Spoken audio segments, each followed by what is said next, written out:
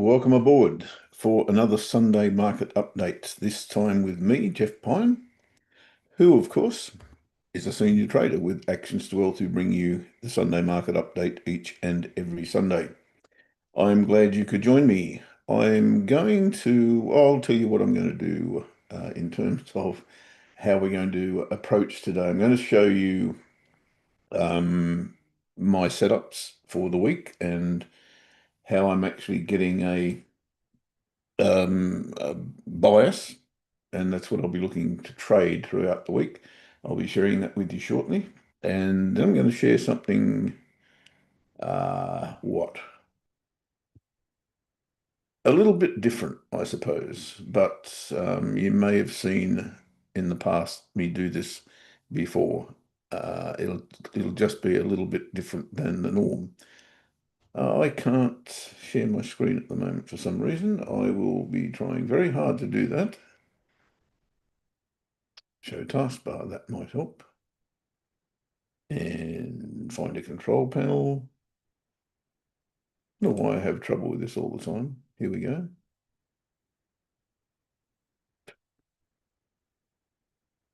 First up, you should be seeing a disclaimer on the screen.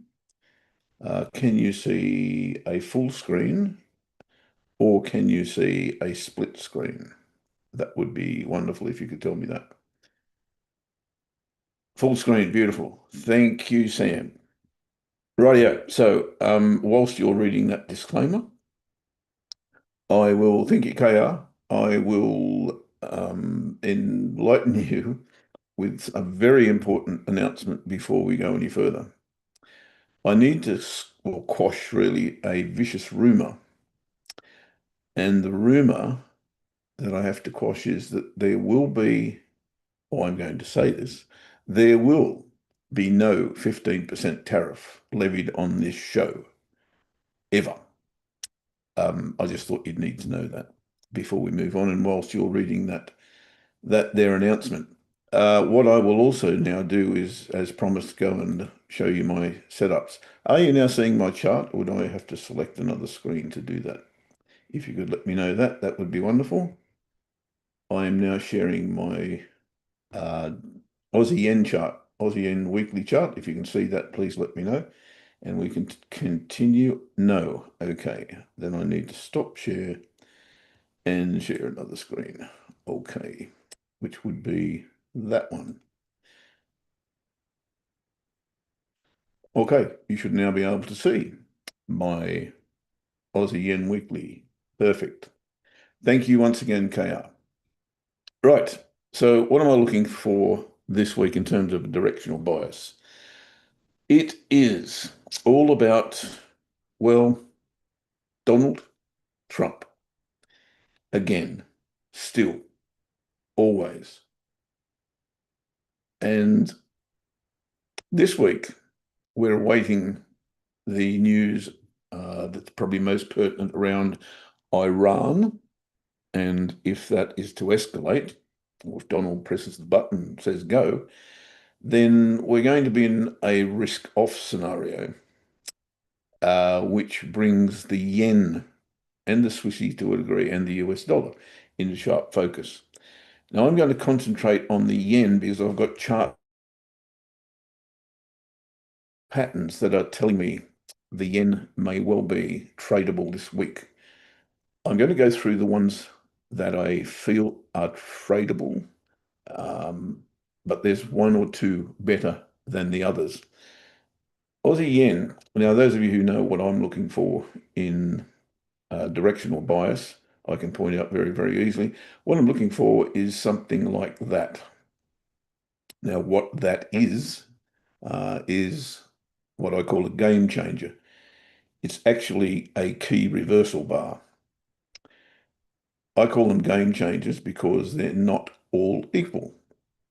The ones that I like to trade are, and I'll describe them to you, candles whose high was higher than the previous candle on a weekly chart, but you could be on a daily chart. I don't generally like to go any tighter than that to identify these setups. The high is higher than the previous, and it closes, that candle closes on or near its low, as that one has done, as that one has done, as that one has done. But context needs to be in agreement, if you like, with not necessarily the trend, but what's driving the market at the time. And I generally go to the monthly chart to find out what's driving the market at the time.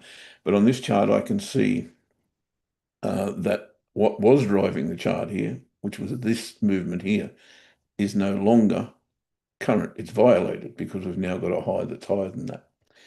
So we're waiting to find out what happens next, really. If I do go to the monthly chart, I can see quite clearly that we've had resistance in this area time and time again. Every time we come here, it seems to reject it. This time, it's made a new high, which is interesting. This is Aussie yen, don't forget. Aussie's been on a bit of a tear. The yen's been in trouble for the longest time.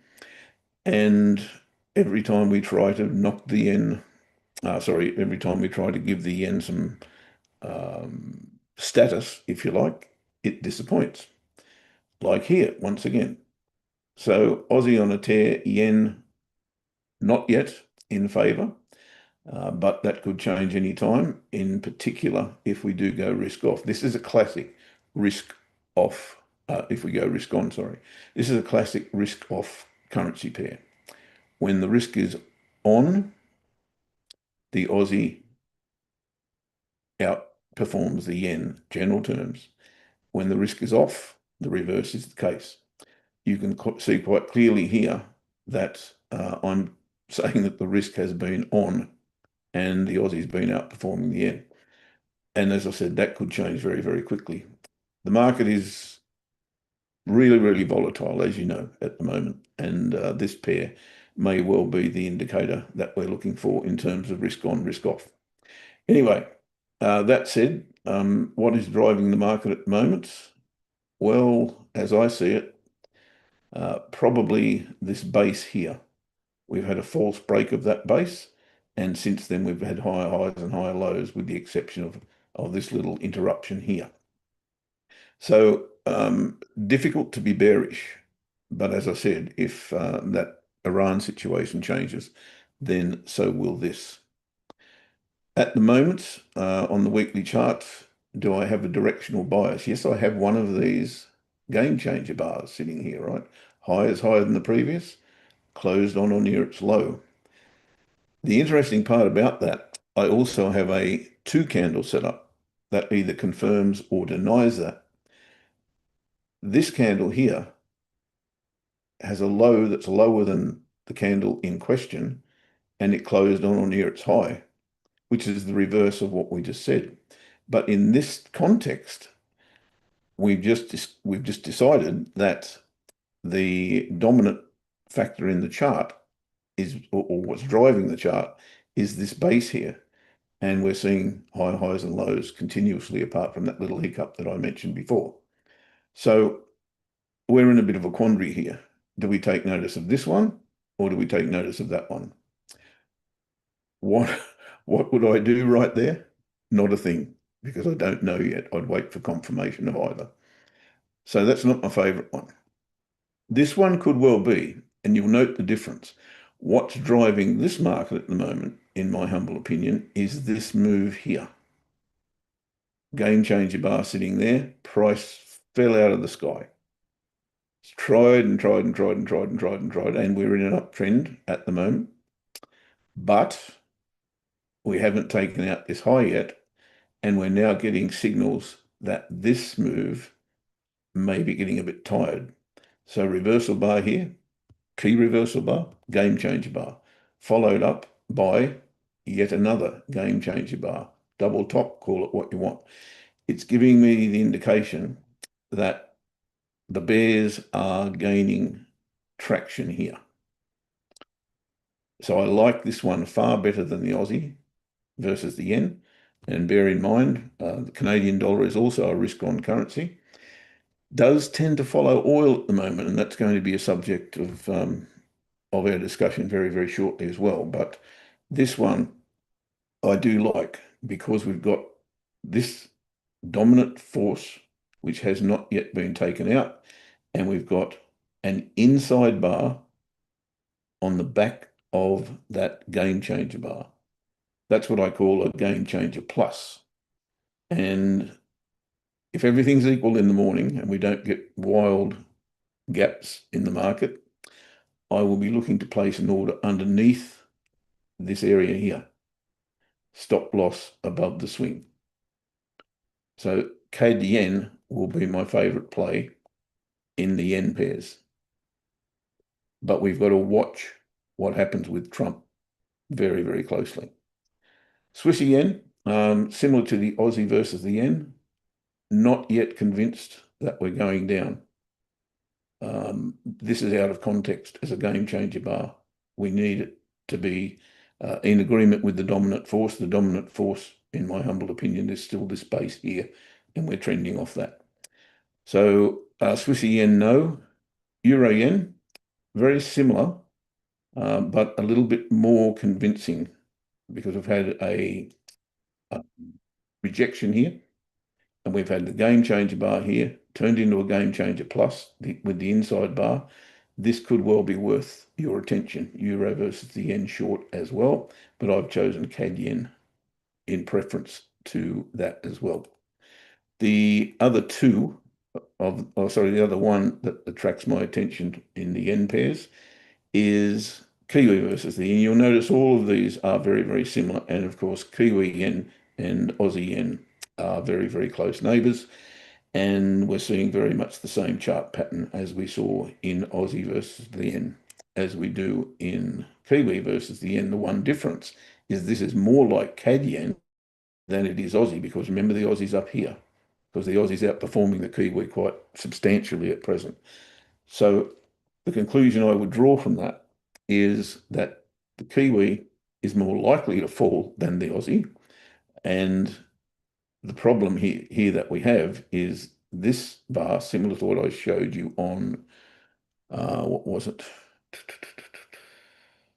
Swiss yen, I believe. We've got a game changer bar here, where the low here is lower than the low of the bar in question, and it's closed near its high. So that suggests to me that we haven't got an inside bar. This one could go either way. So I'm not keen on trading that one over CAD versus the yen. So CAD versus the yen is the one I'll be concentrating on. The other one I wanted to point out to you that is a game changer. You can see I've highlighted here, it's gold. Now gold's got this big game changer bar here. Then it's got another one here, and it's got another one here. The problem I have with gold at the moment, apart from volatility, which you can clearly see in the chart, is has it come back enough? And I can't answer that question. So I'll be staying away from gold at the moment until I get a clearer picture.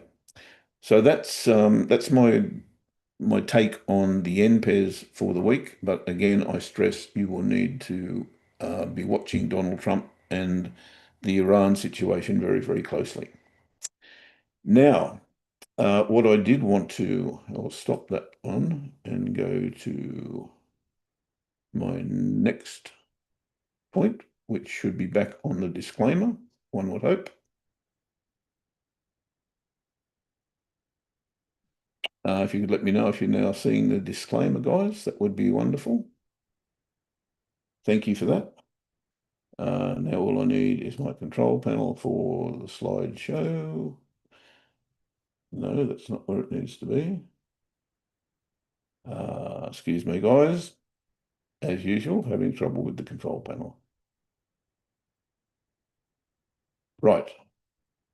With any luck, I've got a control panel and you've got the slideshow that I'm about to present to you, which once again is the disclaimer.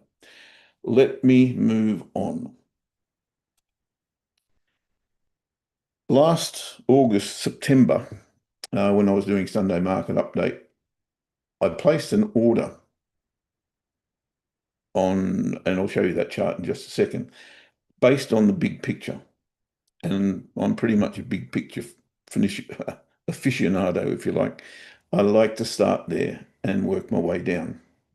It gives me directional bias as I've just described to you. Now, in the case of last September, we pointed out a potential entry here on oil. Now, that chart is probably not obvious to you why I would want to enter long here, given that we have reversal situation, lower lows, lower highs, bit of a mix up here, but another lower low and a lower high. Why am I looking to go long here? Well, the way I trade is not a predictive method of trading. It's a reactive method of trading more so. And in this particular case, the reaction that I seek when I see a setup may or may not play out in a certain time frame. Now, the setup that I see here is a break of not only this trend line, but also this key level of support and resistance, where it's been support, support, support, resistance, resistance, resistance through here, and there's even history beyond that. So my interpretation of that is that we have seen a false break of that level, or a potential false break of that level, because prices come back above it. Oh, you can't see my mouth. Thank you for pointing that out. I will put a pen on so that we can see. Or laser pointer is probably better. How about now, guys? You got my laser pointer?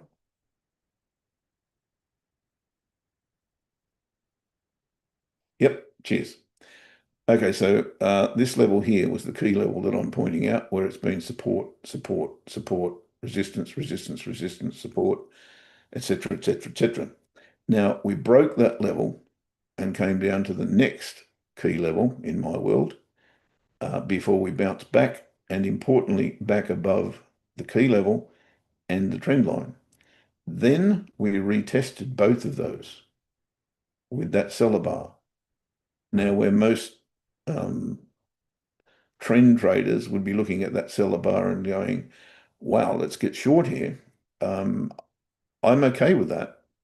But what I, once again, as a reactionary trader rather than a predictive trader, say to myself, well, what if that doesn't happen? What if this false break is actually clear and present? I think there's a danger, which we're probably in as of tomorrow, but that's another story. If price doesn't go that way, then I say it's going to go that way. And here's where I want to be in the market to prove to myself, and the market hopefully will do the same, that this was going this way and not that way. Therefore, giving me that false break tick of approval that I seek. Now, I did place that order, of course, and I've placed it quite a few times since. Was I right or was I wrong, guys? Was I right? You guys will know what happened next to oil. Was I right or was I wrong? Well, that's what happened to oil. But if I was predicting that price was going to rally the next day, I would have been wrong. But that's not what I'm doing, right? I'm not predicting that price is going there the next day. I'm doing the reactive thing, not the predictive thing. So most, as I said before, most of my analysis starts with the bigger picture, bigger, higher time frames, and I'm looking for chart patterns. That's one of those. That's a chart pattern that I look for. When they present, I place an order, absolutely, because as I said, if what is conventional wisdom, if I put it that way, doesn't happen, then the opposite generally will.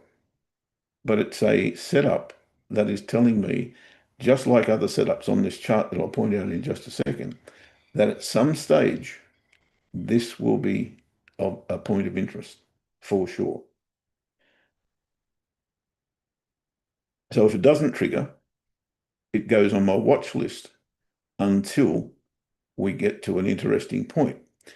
And we reached an interesting point, but we're also at another very interesting point where we're retesting this area again.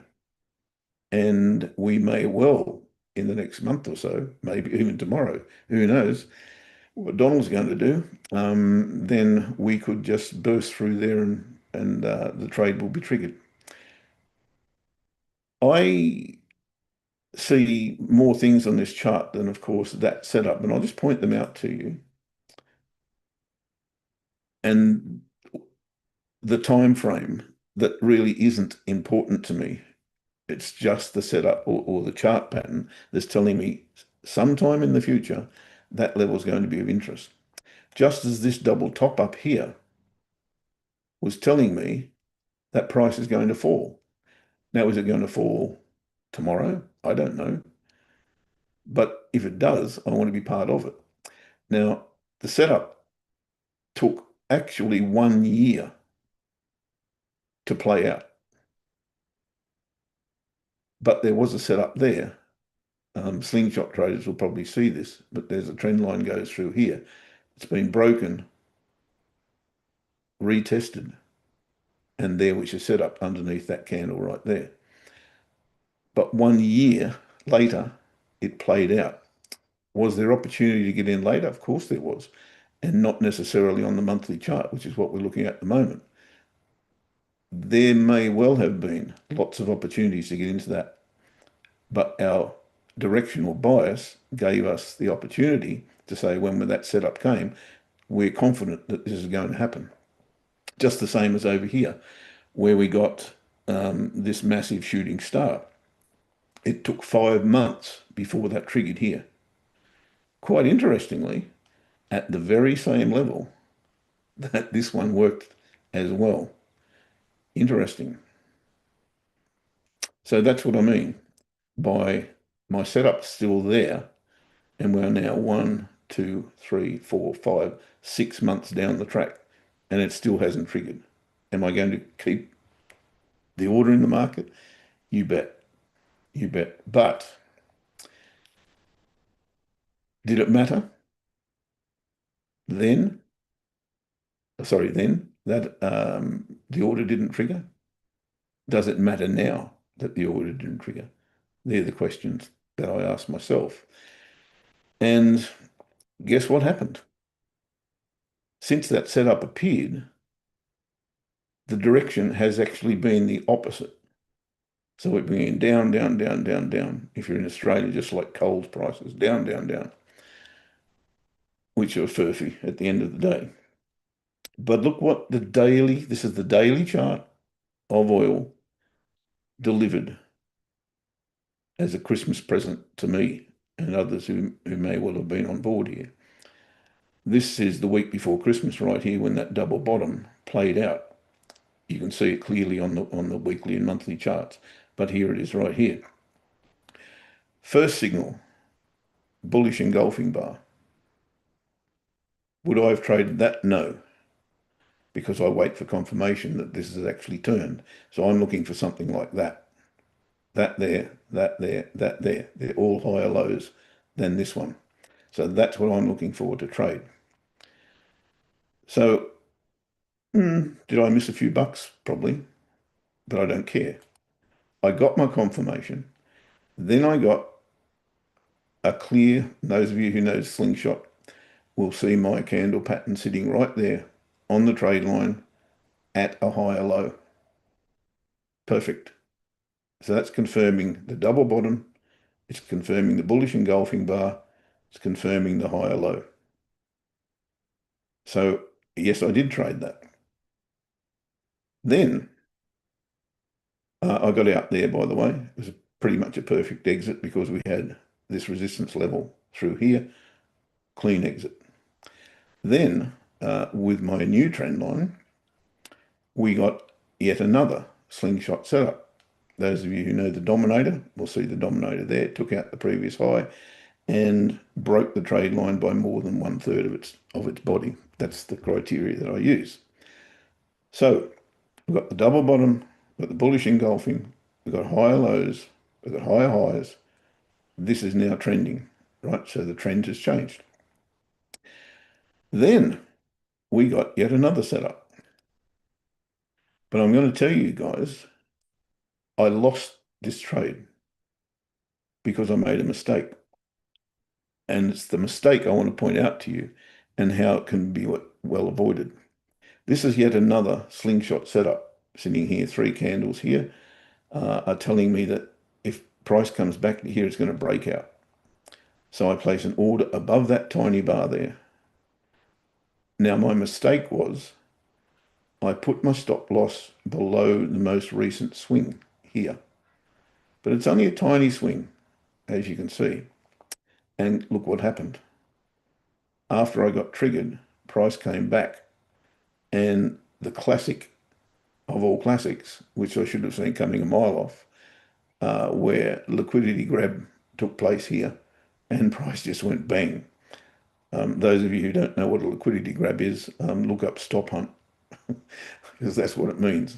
I got caught and I shouldn't have got caught. My stop loss should have been there. So I actually lost that trade. The interesting part right now, nothing's changed. We've still got all of those things working in a bullish fashion. And we've got another little candle here that's telling me something else. And we've got a trend line going through here. We've got another, what I call a dominator, and then a little bit of a pullback. Would I have preferred the pullback to come back to the trend line or the breakout area? Yes, I would, but did it? It may well have done that. It needs a little bit more closer scrutiny. But my suggestion would be, and this may well depend on the Iran situation as well, as to what happens next, because I think, these moves have probably been driven in anticipation of what may happen in Iran. So if it does, then this just continues on, in my humble opinion. But there's something else. Can anyone see on this chart here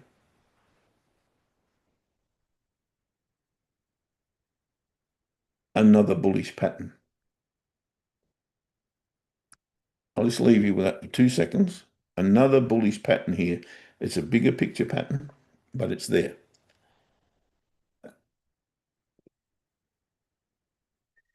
Yes, yes, yes, yes. Got some yeses. Good.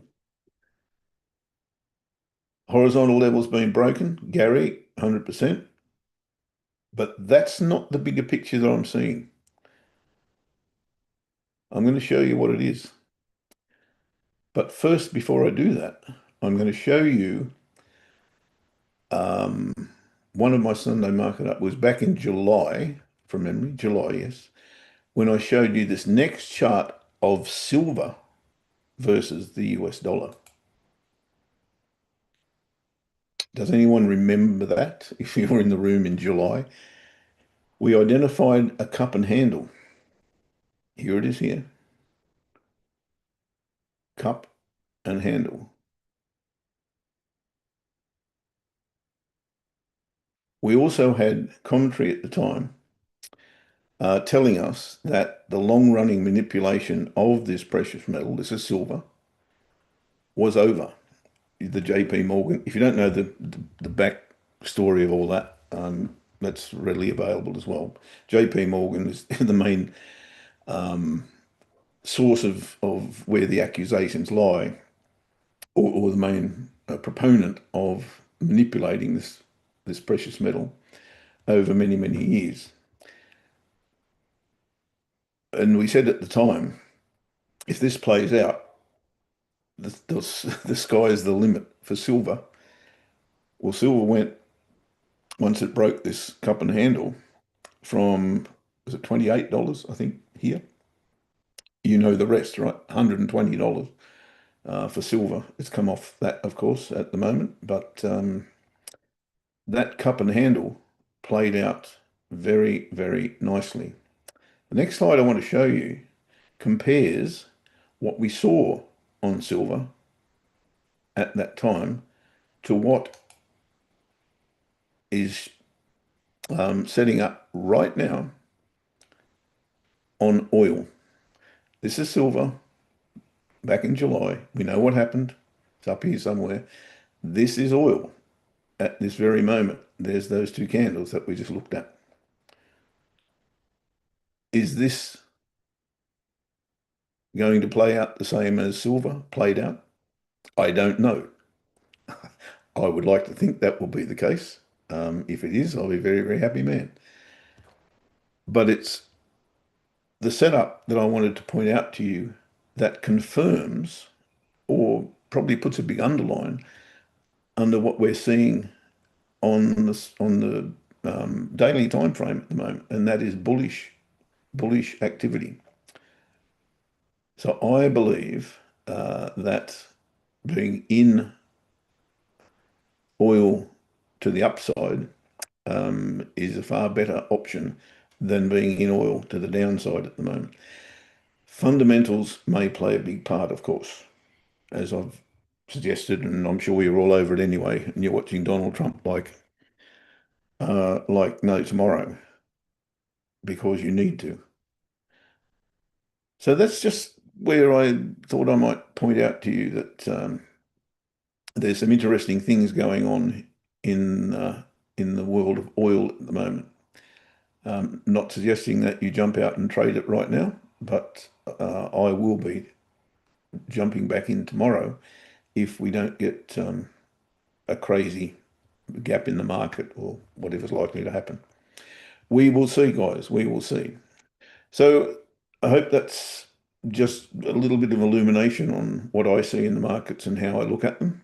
What I would now like to do is how I finish my Sunday market update each and every time I present, and it's tell you all about the things that keep me awake at night. And the first of those things, sorry, I've lost the chat box. I'm not sure if anybody's, oh no, there it is. Okay, I can still see it. What keeps me awake at night? And I can assure you, I get kept awake at night quite often. One of those things of late is this question. What if Pinocchio said, "My nose will grow"? I'm not going to give you answers, right? Just the questions. What if Pinocchio said, "My nose will grow"? Worth a thought. And this one, why are they called apartments when they're so close together? Apartments. Sorry, I just thought I'd point that out. Got it? Why are they called apartments when they're so close together? And the last one that I'm going to share with you is this one. What happens when an unstoppable force hits an immovable object? They're the things that I would like you to consider over the next 30 seconds and then forget them forever. And now I would like to thank you all for being part of the Sunday Market Update this week. And I look forward to your company next time I present. Hope you have a wonderful week ahead. And don't forget that there's a lot can happen overnight in the next couple of days with the Iran situation.